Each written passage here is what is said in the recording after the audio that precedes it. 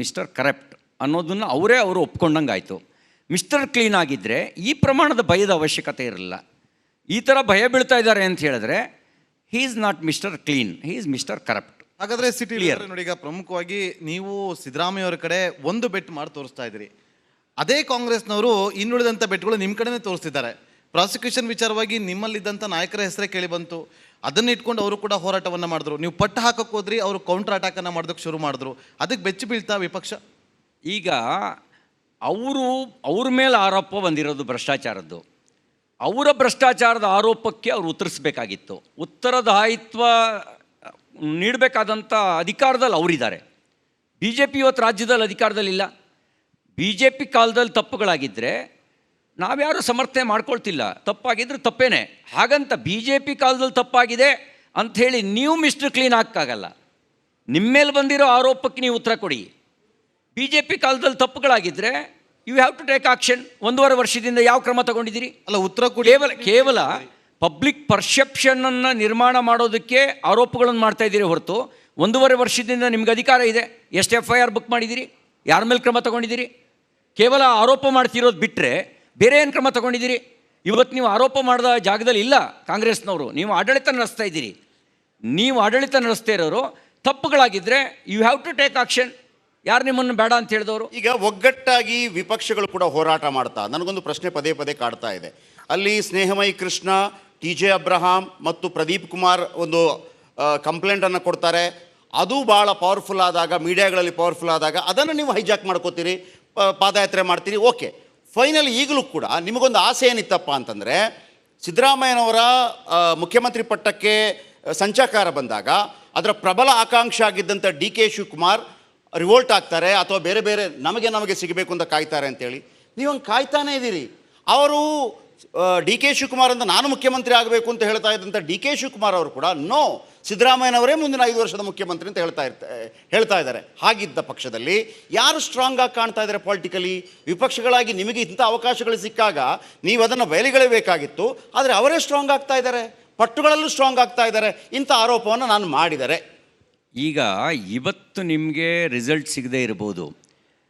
ರಾಜೀವ್ ಗಾಂಧಿಯವರು ಪ್ರಧಾನಮಂತ್ರಿ ಆಗಿದ್ದರು. ಬೋಫೋರ್ಸ್ ಹಗರಣದ ಆರೋಪ ಅವ್ರ ಮೇಲೆ ಬಂತು. ಆದರೆ ರಾಜೀವ್ ಗಾಂಧಿ 89ರಲ್ಲಿ ಅಧಿಕಾರ ಕಳ್ಕೊಳ್ತಾರೆ ಅಂತ ಯಾರೂ ಭವಿಷ್ಯ ನೋಡಿದಿರಲಿಲ್ಲ. ಬೋಫೋರ್ಸ್ ಹಗರಣದ ಭ್ರಷ್ಟಾಚಾರದ ಪ್ರಭಾವದಿಂದಾಗಿ 400ಕ್ಕೂ ಹೆಚ್ಚು ಸ್ಥಾನವನ್ನು ಗಳಿಸಿದಂಥ ಕಾಂಗ್ರೆಸ್ ಪಾರ್ಟಿ ಅಧಿಕಾರ ಕಳ್ಕೊಳ್ಬೇಕಾಯ್ತು. 2028 ತನಕ ಅವಕಾಶ ಕೊಡ್ತೀರಿ ಕಾಂಗ್ರೆಸ್ಗೆ? ನಿಮ್ಗೆ ಅಲ್ಲಿ ತನಕ ಕಾಯ್ತೀರಿ ನೀವು? ಈಗ ಡೆಮೋಕ್ರಸಿಯಲ್ಲಿ ಕಾಯಬೇಕಾಗತ್ತೆ. ಜನಾಭಿಪ್ರಾಯ ನಿರ್ಮಾಣ ಮಾಡೋ ಕೆಲಸ ನಮ್ಮದು. ಜನ ತೀರ್ಪು ಕೊಡೋದು ಜನರಿಗೆ ಬಿಟ್ಟಿದ್ದು. ನಮ್ಮ ಕೆಲಸ, ನಾವೊಂದು ಜವಾಬ್ದಾರಿಯುತ ವಿರೋಧ ಪಕ್ಷವಾಗಿ ಸರ್ಕಾರದ ಭ್ರಷ್ಟಾಚಾರವನ್ನು ಬಯಲಿಗೆಳೆದು ಸರ್ಕಾರದ ಭ್ರಷ್ಟಾಚಾರದ ವಿರುದ್ಧ ಹೋರಾಟ ಮಾಡುವಂಥ ಪ್ರಯತ್ನವನ್ನು ಪ್ರಾಮಾಣಿಕವಾಗಿ ನಾವು ಮಾಡ್ತಾಯಿದ್ದೀವಿ. ಓಕೆ, ವಿರೋಧ ಪಕ್ಷವಾಗಿ BJP ಕಾಂಗ್ರೆಸ್ ವಿರುದ್ಧ ಮಾಡಿದಂತಹ ಪ್ರಯತ್ನಕ್ಕೆ, ಹೋರಾಟಕ್ಕೆ 10ರಲ್ಲಿ ಎಷ್ಟು ಮಾರ್ಕ್ ಕೊಡ್ತೀರಿ ನೀವು? ನಾನು ಹೇಳಿದ್ನಲ್ಲ, ಮಾರ್ಕ್ಸ್ ಕೊಡೋದು ನಮ್ಮ ಜವಾಬ್ದಾರಿ ಅಲ್ಲ, ಕೆಲಸ ಮಾಡೋದಷ್ಟೇ ನಮ್ಮದು. ಓಕೆ, ಮಾರ್ಕ್ಸ್ ಕೊಡೋದು ಜನರಿಗೆ ಬಿಟ್ಟಿದ್ದೀವಿ. ಓಕೆ, ಇನ್ನೊಂದು ಪ್ರಶ್ನೆಗೆ ಬಂದೆ. CT ರವಿ ಅವರ ಹೆಸರು ರಾಜ್ಯಾಧ್ಯಕ್ಷ ಪಟ್ಟಕ್ಕೂ ಕೇಳಿ ಬಂದಿತ್ತು. ಈವನ್ ಮುಖ್ಯಮಂತ್ರಿ ವಿಚಾರಗಳು ಬಂದಾಗ ಮುಖ್ಯಮಂತ್ರಿ ಪಟ್ಟಕ್ಕೂ ಕೇಳಿ ಬಂದಿತ್ತು. ಹಾಗಂತ ಅವರ ಸಾಮರ್ಥ್ಯ ಏನು ಅನ್ನೋದು BJPಗೂ ಗೊತ್ತು, BJP ಕಾರ್ಯಕರ್ತರಿಗೂ ಗೊತ್ತು, ಹಿಂದುತ್ವದ ಪ್ರತಿಪಾದನೆ ಏನು ಅನ್ನೋದು ಗೊತ್ತು. ಆಮೇಲೆ ಈವನ್ ಕಾಂಗ್ರೆಸ್ಗೂ CT ರವಿ ಅವರ ಶಕ್ತಿ ಗೊತ್ತು. ಇವತ್ತು CT ರವಿ ಎಲ್ಲಿದ್ದಾರೆ ಪಾರ್ಟಿಯಲ್ಲಿ? ಕಾರ್ಯಕರ್ತ. ಯಾರೂ ಕಿತ್ಕೊಳ್ಳೋಕ್ಕಾಗದೇ ಇರೋ ಜಾಗದಲ್ಲಿದ್ದೀನಿ. ಅದನ್ನ ಯಾರೂ ಬದಲಾಯಿಸೋಕ್ಕಾಗಲ್ಲ. ಯಾಕೆಂದರೆ ಕಾರ್ಯಕರ್ತ ಅನ್ನೋದು ಶಾಶ್ವತವಾಗಿರುವಂಥದ್ದು. ಉಳಿದಿದ್ದೆಲ್ಲವೂ ಬರ್ತಾ ಇರುತ್ತೆ, ಹೋಗ್ತಾ ಇರುತ್ತೆ. ಇದು ನನಗೊಮ್ಮೆ ಅಸಹಾಯಕತೆ ಅಂತ ಅನಿಸ್ಬಿಡುತ್ತೆ. ನಿಮ್ಗೆ ಹಂಗೆ ಅನಿಸ್ಬೋದು. ಕಮಿಟ್ಮೆಂಟ್ ಇರೋನಿಗೆ ನೋಡಿ, ನನಗೆ ಸ್ಪಷ್ಟತೆ ಇದೆ. ನಾನು ಯಾವ ಕಾರಣಕ್ಕೆ ರಾಜಕಾರಣಕ್ಕೆ ಬಂದಿದ್ದೀನಿ ಅನ್ನುವಂಥ ಸ್ಪಷ್ಟವಾದ ಅರಿವು ನನಗಿದೆ. ನಾನು ರಾಜಕಾರಣಕ್ಕೆ ಬಂದಿದ್ದು ಹಿಂದುತ್ವದ ಕಾರಣಕ್ಕೋಸ್ಕರ. ಹಿಂದುತ್ವದ ಪ್ರತಿಪಾದನೆಯನ್ನು ಬಿಟ್ಟಿಲ್ಲ, ನನ್ನ ಪಕ್ಷವೂ ಬಿಟ್ಟಿಲ್ಲ, ನಾನೂ ಬಿಟ್ಟಿಲ್ಲ. ಹಾಗಾಗಿ ವಿಚಲಿತನಾಗುವ ಪ್ರಶ್ನೆ ಇಲ್ಲ. ಅಧಿಕಾರ ಬರುತ್ತೆ, ಅಧಿಕಾರ ಸಿಗುತ್ತೆ ಅನ್ನುವಂಥ ಆಸೆ ಇಟ್ಕೊಂಡು ರಾಜಕಾರಣಕ್ಕೆ ಬಂದಿದ್ದರೆ, ನಾವು ರಾಜಕಾರಣಕ್ಕೆ ಬಂದ ಸಂದರ್ಭದಲ್ಲಿ ನಮ್ಮ ಪಕ್ಷಕ್ಕೆ ಗ್ರಾಮ ಪಂಚಾಯಿತಿ ಅಧಿಕಾರವೂ ಇರಲಿಲ್ಲ. ದೇಶದ ಅಧಿಕಾರ ಬಿಟ್ಬಿಡಿ, ಪಂಚಾಯಿತಿ ಅಧಿಕಾರ ಹಿಡಿಯೋದಕ್ಕೂ ಕೂಡ ಕನಸು ಕಾಣುವ ಸ್ಥಿತಿಯಲ್ಲಿ ನಾವಿರಲಿಲ್ಲ. ಇಲ್ಲ ಈಗ ಹಿಂದುತ್ವಕ್ಕಾಗಿ ಬಜರಂಗ ದಳ ಇದೆ, VHP ಇದೆ, ನೀವು ಆ ಮೂಲದಿಂದಲೇ ಬಂದಂಥವರು.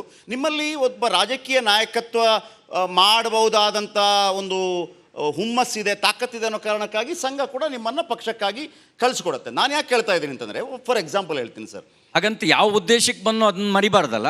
ಇರ್ಬೋದು. ಈಗ CM ಸಿದ್ದರಾಮಯ್ಯನವರೇ ಅವರು ವಿಪಕ್ಷ ನಾಯಕರಾಗಿದ್ದಾಗ ಒಂದು ಮಾತನ್ನು ಹೇಳ್ತಾ ಇದ್ರು, I want to become a chief minister ಆದರು. ಆಮೇಲೆ DK ಶಿವಕುಮಾರ್ ಅವರು ಪದೇ ಪದೇ ನಾನು ಚೀಫ್ ಮಿನಿಸ್ಟರ್ ಆಗಲೇಬೇಕು ಅಂತ ಹೇಳ್ತಾನೆ ಇರ್ತಾರೆ. ಆಮೇಲೆ ಸತೀಶ್ ಜಾರಕಿಹೊಳಿ ನಮ್ಮ ಕಾರ್ಯಕ್ರಮಕ್ಕೆ ನೆಕ್ಸ್ಟ್ ಬರ್ತಾರೆ, ಅವರು ಕೂಡ ನಾನು 2028ರಲ್ಲಿ ಚೀಫ್ ಮಿನಿಸ್ಟರ್ ಆಗಬೇಕು ಅಂತೇಳಿ. ಹಿಂದೂ ಧರ್ಮದಲ್ಲಿ, ಸನಾತನ ಧರ್ಮದಲ್ಲಿ ಒಂದು ಸಂಕಲ್ಪ ಮಾಡೋದು ಅಂತಿರುತ್ತೆ. ಸಂಕಲ್ಪ ಮಾಡಿದರೆ ಆಗತ್ತೆ ಅಂಥೇಳಿ. ಈ ಹಿಂದೆ ಸಂಘದ ವಿಚಾರಗಳು ಬಂದಾಗಲೂ ಹೇಳ್ತಾ ಇದ್ರು, ಕಾಶ್ಮೀರ ನಮ್ಮದು ಅಂತೇಳಿ ಒಂದು ಸಂಕಲ್ಪದ ಒಂದು ಆಟ, ಫೈನಲಿ ಅದು ನಮ್ಮದಾಯಿತು ಅಂಥೇಳಿ. ನಿಮ್ಮ ಆ ಸಂಕಲ್ಪಗಳಿಲ್ವಾ? ಎಲ್ಲವನ್ನೂ ಕೂಡ ಇಲ್ಲ, ಅವರೇನು ನಿರ್ಧಾರ ಮಾಡ್ತಾರೆ ಅಂತಂದರೆ ನಿಮ್ಮ ಕೆಪಾಸಿಟಿಯನ್ನು ನೀವು ಅರ್ಥಕೊಳ್ಳೋದು ಯಾವಾಗ ಅಂತ ನನ್ನ ಪ್ರಶ್ನೆ. ನೀವು ಯಾಕೆ CM, ಹೌದು ನಾನು CM ಆಗಬಲ್ಲೆ ಅಂತ ಯಾಕೆ ಹೇಳೋದಿಲ್ಲ ಅಂತ? ಯಾರು ವೈಯಕ್ತಿಕ ಸ್ವಾರ್ಥಕ್ಕಾಗಿಯೇ ರಾಜಕಾರಣಕ್ಕೆ ಬಂದಿರ್ತಾರೆ ಅವರು ವ್ಯಕ್ತಿಗತವಾಗಿರ್ತಕ್ಕಂಥ ಗುರಿನ ಇಟ್ಕೊಳ್ತಾರೆ, ಗೋಲನ್ನು ಫಿಕ್ಸ್ ಮಾಡ್ಕೊಳ್ತಾರೆ. ನಾನು ವೈಯಕ್ತಿಕ ಸ್ವಾರ್ಥಕ್ಕೆ ರಾಜಕಾರಣಕ್ಕೆ ಬಂದಿಲ್ಲ.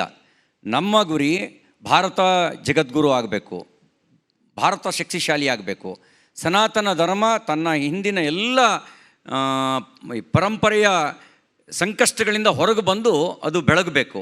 ಸ್ವಾಮೀಜಿಯವ್ರ ಮಾತನ್ನು ನೀವು ಕೇಳಿದ್ರಲ್ಲ, ಧರ್ಮ ಅಂದರೆ ಏನು ಅನ್ನೋದನ್ನು ಅರ್ಥ ಮಾಡಿಕೊಂಡು ಸಮಾಜವನ್ನು ಕಟ್ಟಬೇಕು. ಆ ನೆಲೆಯಲ್ಲಿ ರಾಜಕೀಯ ಕ್ಷೇತ್ರದಲ್ಲಿ ಕೆಲಸ ಮಾಡ್ತಿರೋ ನಾನು. ಹಾಗಾಗಿ ವೈಯಕ್ತಿಕವಾಗಿ ಕೇವಲ ನಾನು ಪಕ್ಷದ ಸಾಧನ ಮಾತ್ರ, ಉಳಿದಿದ್ದೆಲ್ಲ ಪಾರ್ಟಿ ತೀರ್ಮಾನ ಮಾಡುತ್ತೆ. ನಾನೇನಾಗಬೇಕು ಅನ್ನೋದು ಪಕ್ಷ ತೀರ್ಮಾನ ಮಾಡುತ್ತೆ. ಹಾಗಿದ್ದರೆ ಅಂಥ ವ್ಯಕ್ತಿತ್ವಕ್ಕೆ ಬೇಸರಗಳಾಗೋದಿಲ್ವಾ? ಸೋತಾಗ ಅಥವಾ ಸೋಲಿಸಿದಾಗ ಸಿಗಬೇಕಾದಂತಹ ಸ್ಥಾನಮಾನಗಳು ಅಥವಾ ಮಂತ್ರಿಗಿರಿ ಪಟ್ಟ, ತನಗೆ ಇಷ್ಟವಿಲ್ಲದ ಮಂತ್ರಿಗಿರಿ ಪಟ್ಟ ಬಂದಾಗ ಅಸಹನೆಗೊಂಡ ಕೆಲವು ಸಂದರ್ಭಗಳನ್ನು ನಾನು ಭಾಳ ಹತ್ತಿರದಿಂದ ನೋಡಿದ್ದೀನಿ CT ರವಿ ಅವ್ರದ್ದು. ಹಾಗಿದ್ದರೆ ನೀವು ಆ ಹಿಂದುತ್ವಕ್ಕಾಗಿಯೇ ಬಂದಿದ್ದರೆ ಆ ಅಸಹನೆಗಳು ಯಾಕೆ? ಪ್ರತಿಯೊಂದನ್ನು ಕೂಡ ತೆಗೆದುಕೊಂಡು ಹೋಗಬೇಕಾಗಿತ್ತು. ನಿರ್ಧಾರ ಏನು ತಗೊಳ್ಳುತ್ತೆ? ಸಂಘ ಇರ್ಬೋದು, ಹಿರಿಯರಿರ್ಬೋದು, ಪಕ್ಷ ಇರ್ಬೋದು, ಆ ಥರ ನೀವು ಇರಲಿಲ್ಲ. ಬಿಕಾಸ್ ಆಫ್ ಹ್ಯೂಮನ್ ಬೀಯಿಂಗು ಆ ಒಂದು ಕ್ಷಣದ ವ್ಯಾಮೋಹ, ಒಂದು ಕ್ಷಣದ ದುಃಖ, ಕ್ಷಣದ ಸುಖ ಬರೋದು ಸ್ವಾಭಾವಿಕ. ಆದರೆ ನಮ್ಮನ್ನು ನಾವು ಸಾವರಿಸ್ಕೊಂಡಾಗ ಮತ್ತು ಯಾವ ಉದ್ದೇಶಕ್ಕೆ ಬಂದಿದ್ದೀವಿ ಅನ್ನೋದನ್ನು ಅರ್ಥ ಮಾಡ್ಕೊಂಡಾಗ ಅಲ್ಲಿಂದ ಮತ್ತೆ ಹೊರಗಡೆ ಬರ್ತೀವಿ. ನನ್ನ ವಿಷಯದಲ್ಲೂ ಅಷ್ಟೇ, ಒಂದು ಕ್ಷಣದ ದುಃಖ ಬಂದಿದೆ, ಒಂದು ಕ್ಷಣದ ಬೇಸರ ಆಗಿದೆ. ಆದರೆ ನಾನು ಬಂದಿರೋ ಉದ್ದೇಶವನ್ನು ನೆನಪು ಮಾಡಿಕೊಂಡಾಗ ಆ ದುಃಖದಿಂದ ಹೊರಗಡೆ ಬಂದಿದ್ದೀನಿ.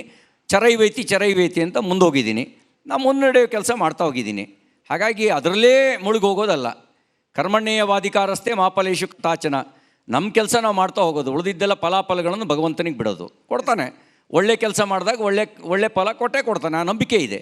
CT ರವಿ ಅವರೇ, ಹಾಗಾದರೆ ವೈಯಕ್ತಿಕ ರಾಜಕಾರಣ ಮಾಡೋದಕ್ಕೆ CT ರವಿ ಅವರು ಬಂದಿಲ್ಲ ಅನ್ನೋದಾಗಿದ್ದರೆ, ಕಳೆದ ಬಾರಿಯ ವಿಧಾನಸಭಾ ಚುನಾವಣೆಯಲ್ಲಿ ಬೇರೆಯವರ ಗೆಲುವಿನ ಕಡೆ ಕಾನ್ಸಂಟ್ರೇಟ್ ಮಾಡಿದಂಥ CT ರವಿ ಅವರು ಅವರ ಗೆಲುವಿನ ಬಗ್ಗೆ ಮರೆತು ಹೋದರು, ಹಾಗಾಗಿ ಸೋಲಾಯಿತು. ಕೆಲವೊಮ್ಮೆ ಅತಿ ವಿಶ್ವಾಸ. ವೈಯಕ್ತಿಕ ರಾಜಕಾರಣ ಮಾಡೋದಕ್ಕೆ ಮುಂದಾಗಿದ್ದರೆ ಒಬ್ಬ ಒಕ್ಕಲಿಗ ಸಮುದಾಯದ ಪ್ರಬಲ ನಾಯಕನಾಗಿ ಗುರುತಿಸಿಕೊಳ್ಳುವಂಥ ಕೆಲಸವನ್ನ ಮಾಡಿದ್ರೆ, ನಾನೊಬ್ಬ ಮುಂದಿನ CM ಸ್ಥಾನದಲ್ಲಿ ಕೂರ್ತೀನಿ ಎನ್ನುವ ವಿಚಾರವನ್ನು ಪ್ರಸ್ತಾಪ ಮಾಡ್ತಾ ಬೇರೆಯವರ ಗೆಲುವಿನ ಬಗ್ಗೆ ಬಿಟ್ಟು ನಿಮ್ಮ ಗೆಲುವಿನ ಬಗ್ಗೆ ಕಾನ್ಸಂಟ್ರೇಟ್ ಮಾಡಿದರೆ ಇವತ್ತು ವಿಪಕ್ಷ ಸ್ಥಾನದ ನಾಯಕನಾಗಿಯೂ ಕೂಡ ಕೂರ್ತಾ ಇದ್ರಿ ಅಸೆಂಬ್ಲಿಯಲ್ಲಿ ಅನ್ನೋ ಚರ್ಚೆ. ಇಲ್ಲ, ಒಂದೇನಾಗ್ತದೆ, ಕೆಲವೊಮ್ಮೆ ಅತಿ ವಿಶ್ವಾಸ ಪರಿಸ್ಥಿತಿಯನ್ನು ಅರ್ಥ ಮಾಡ್ಕೊಳ್ಳೋಕ್ಕೆ ಅವಕಾಶ ಮಾಡಿಕೊಡೋದಿಲ್ಲ. ನನ್ನ ಕಳೆದ ವಿಧಾನಸಭಾ ಚುನಾವಣೆಯ ಸೋಲು ಅದು ನನ್ನ ವ್ಯಕ್ತಿಗತ ಸೋಲು. ಅದು ಕಾರಣಗಳು ಹತ್ತಾರಿದ್ದಾವೆ, ಒಂದೇ ಕಾರಣ ಅಂತ ನಾನು ಹೇಳೋದು. ವ್ಯಕ್ತಿಗತ ಸೋಲು ಅಥವಾ CT ರವಿ ಅವ್ರನ್ನ ಮುಂದೆ ಹೋಗೋದಕ್ಕೆ ಬಿಡಬಾರ್ದು ಅಂತೇಳಿ ಕೆಲವರು ಅದನ್ನು ವೈಯಕ್ತಿಕವಾಗಿ ತಗೊಂಡು ಸೋಲಿಸುವಂಥ ಕೆಲಸ ನಿಮ್ಮ ಪಕ್ಷದವರೇ ಮಾಡಿದ್ರ? ರಾಜಕಾರಣದಲ್ಲಿ ಇವೆಲ್ಲ ಸ್ವಾಭಾವಿಕ, ಆದರೆ ಅದು ಮಾಡಿದ್ರು ಅಂತ ಒಪ್ಕೊಳ್ತೀರಾ? ಆದರೆ ಅಜಯ್ಯಾಂಚ ವಿಶ್ವಸ್ಯ ದೇಹಿಷ್ಯ ಶಕ್ತಿಮ್ ಅನ್ನುವಂಥ ನಮಗೊಂದು ಪ್ರಾರ್ಥನೆಯ ಸಾಲು ಬರುತ್ತೆ. ಜಗತ್ತೇ ಎದುರಾಗಿ ನಿಂತರೂ ಕೂಡ ನಮ್ಮನ್ನು ಮಣಿಸಲಾರ್ದಷ್ಟು ಸಾಮರ್ಥ್ಯವನ್ನು ಗಳಿಸ್ಕೊಳ್ಬೇಕು ಅನ್ನೋದು ಅದರ ತಾತ್ಪರ್ಯ. ಅಂದ್ರೆ ನಿಮ್ಮ ಸಾಮರ್ಥ್ಯ, ನಾವು ರಾಜಕಾರಣಕ್ಕೆ ಹೋದಾಗ ಅಲ್ಲಿ ರಾಷ್ಟ್ರ ಪ್ರಧಾನ ಕಾರ್ಯದರ್ಶಿಗಳಾಗಿ ಅಲ್ಲಿ ಗುರುತಿಸ್ಕೊಳ್ಳುವಂತ ಕೆಲಸವನ್ನ ಮಾಡಿದ್ರಿ. ಆದ್ರೆ ರಾಷ್ಟ್ರ ಮಟ್ಟದಲ್ಲಿ ಸಾಮರ್ಥ್ಯ ಬೆಳೆಸ್ಕೊಂಡ್ರಿ, ರಾಜ್ಯ ಮಟ್ಟದಲ್ಲಿ ಸಾಮರ್ಥ್ಯ ಕಡಿಮೆ ಆಯಿತು, ಅದನ್ನ ಕುಗ್ಸುವಂತ ಕೆಲಸಗಳಾಯ್ತು. ಯಾವಾಗಲೂ ನೋಡ್ರಿ, ಸೋಲು ಕೊಡುವಂಥ ಅನುಭವವನ್ನು ಗೆಲುವು ತಂದು ಕೊಡಲ್ಲ. ಸೋಲು ಒಂದು ಅನುಭವ.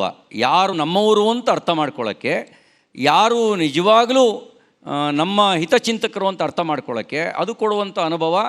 ಹಾಗಂತ ನಿರಂತರ ಸೋಲೇ ಇರಬೇಕು ಅಂತ ನಾನು ಬಯಸೋದಿಲ್ಲ. ಸೋಲೋನ ಅನುಭವವಾಗಿ ಅದನ್ನು ಮೆಟ್ಲಾಗಿ ಮಾಡಿಕೊಂಡ್ರೆ ಮುಂದಿನ ಗೆಲುವು ನಮ್ಮದೇ. CT ರವಿ ಅವರಿಗೆ ಹಿತಚಿಂತಕರಿಗಿಂತ ಹಿತಶತ್ರುಗಳೇ ಜಾಸ್ತಿ. ಹಣ್ಣಿರೋ ಮರಕ್ಕೆ ಕಲ್ಲೊಡಿಯೋದು, ಯಾರು ಒಣ ಮರಕ್ಕೆ ಯಾರು ಕಲ್ಲೊಡಿಯಲ್ಲ. ಈಗ ನೀವು ಒಂದು ಮಾತನ್ನು ಹೇಳಿದ್ರಿ, ಈಗ ರಾಜಕೀಯ ಅಂತ ಹೇಳಿದಾಗ ಆ ಥರ ಇದ್ದೇ ಇರುತ್ತೆ ಅಂತೇಳಿ. ಬಟ್ ಎಲ್ರಿಗೂ ಗೊತ್ತಿದೆ, ಕಳೆದ ಬಾರಿಯ ಚುನಾವಣೆಯಲ್ಲಿ ಯಾವ ಪಕ್ಷಕ್ಕೆ ಬರಬೇಕಾಗಿದ್ದಂಥ ಮತಗಳು ಯಾವ ಪಕ್ಷಕ್ಕೆ